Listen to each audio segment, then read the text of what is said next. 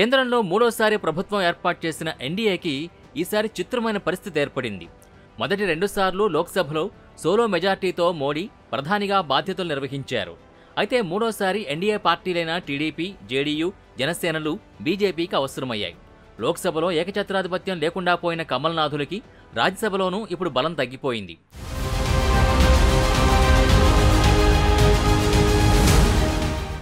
తాజాగా 4 నామినేటెడ్ ఎంపీల పదవీకాలం ముగియడంతో రాజ్యసభలో బీజేపీ బలం 86కు పడిపోయింది. మిత్రపక్షాలతో కలుపుకుంటే ఎన్డీఏ సంఖ్యాబలం ఇప్పుడు 101 మాత్రమే. దాంతో ప్రస్తుత లెక్కల ప్రకారం రాజ్యసభలో మెజార్టీ మార్క్ 113కు ఎన్డీఏ సర్కార్ 12 సీట్ల దూరంలో ఆగిపోయింది. ఎన్డీఏకు ఇతర 7 నామినేటెడ్ సభ్యులు, ఒక స్వతంత్ర ఎంపీ మద్దతును కలుపుకున్న బిల్లుల్ని పాస్ చేయించుకునేందుకు మరో 4 ఎంపీల మద్దతు అవసరం. దాంతో రాజ్యసభలో ఏ బిల్లు పాస్ చేయించుకోవాలన్నా బీజేపీ ఏ కూటమిలోనూ లేని పార్టీలపై ఆధారపడాల్సిన పరిస్థితి నెలకొంది. ప్రస్తుతం రాజ్యసభలో మొత్తం 225 మంది సభ్యులున్నారు. అందులో కాంగ్రెస్ నేతృత్వంలోని ఇండియా కూటమి బలం 87. ఇక ఎన్డీఏ, ఇండియా కూటముల్లో లేని బీఆర్ఎస్కు 4, వైసీపీకి 11 మంది రాజ్యసభ సభ్యులున్నారు. అన్నాడీఎంకేకి 4 ఉన్నారు. దాంతో బీజేపీ బిల్లుల పాస్ విషయంలో ఆ పార్టీల్ని దారిలోకి తెచ్చుకోవాల్సి ఉంటుంది. ప్రధాని మోడీ 2వ టర్ములో బీఆర్ఎస్, వైసీపీలు ఉభయ సభల్లో కేంద్ర ప్రభుత్వానికి లోపాయికారిగా సహకరించాయి. అంశాల వారీ మద్దతంటూ కీలకమైన బిల్లులు రాజ్యసభలో పాస్ అవ్వడానికి మద్దతిచ్చాయి. ఒడిషా మాజీ ముఖ్యమంత్రి నవీన్ పట్నాయక్ సారథ్యంలోని బీజేడీ కూడా గతంలో బీజేపీకి మద్దతిచ్చింది. ఆ పార్టీకి ప్రస్తుతం 9 మంది రాజ్యసభ సభ్యులున్నారు. అయితే రాష్ట్ర అసెంబ్లీ ఎన్నికల్లో బీజేపీ చేతిలోనే ఆ పార్టీ ఓడిపోయింది కాబట్టి ఇప్పుడు బీజేపీకి బీజేడీ సభ్యులు మద్దతివ్వడం సందేహమే. అలాగే మొన్నటి ఎన్నికల్లో తెలుగు రాష్ట్రాల్లో పొలిటికల్ సినారియో మారిపోయింది. టీడీపీ, జనసేన, బీజేపీలు కలిసి జగన్ని దారుణంగా ఓడించాయి. తెలంగాణ లోక్సభ ఎన్నికల్లో 8 స్థానాలు దక్కించుకున్న బీజేపీ బీఆర్ఎస్కి లోక్సభలో ప్రాతినిధ్యం లేకుండా చేసింది. అయినా ఈ టర్మ్లో కూడా కేసీఆర్, జగన్లు ఎన్డీఏకు రాజ్యసభలో సహకరించక తప్పేలా లేదంటున్నారు.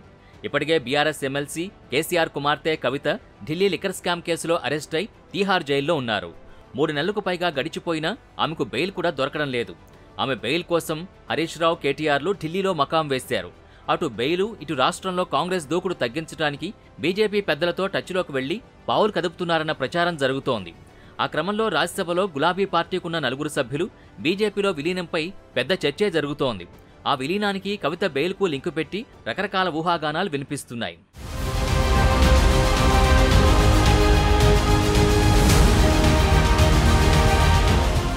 ప్రస్తుతం అధికారం కోల్పోయిన జగన్పై అక్రమాస్తుల కేసుల విచారణలు మొదలవుతున్నాయి.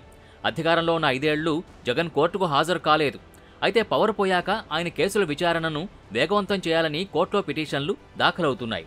జగన్ కేసులపై హరిరామజోగయ్య వేసిన పిటిషన్తో జగన్ కేసుల్ని సీబీఐ కోర్టులో రోజువారీగా విచారించాలని తెలంగాణ హైకోర్టు ఇప్పటికే ఆదేశాలు జారీ చేసింది. దాంతో జగన్ కోర్టుకు హాజరు కాక తప్పదంటున్నారు. దానికి తోడు ఆయన తమ్ముడు కడప ఎంపీ అవినాష్ రెడ్డి కూడా వివేక హత్య కేసులో నిందితుడిగా ఉన్నారు. ఈ కేసులన్నీ కేంద్రం పరిధిలోని సీబీఐ, ఈడీ విచారణల్లో ఉన్నాయి. కేసుల భయంతో అయినా జగన్ మళ్లీ మోడీకి మోకరెళ్లక తప్పదంటున్నారు. మొత్తానికి గద్దె దిగిన మాజీ ముఖ్యమంత్రులు ఇద్దరి పరిస్థితి విచిత్రంగా తయారైంది. ఇప్పుడు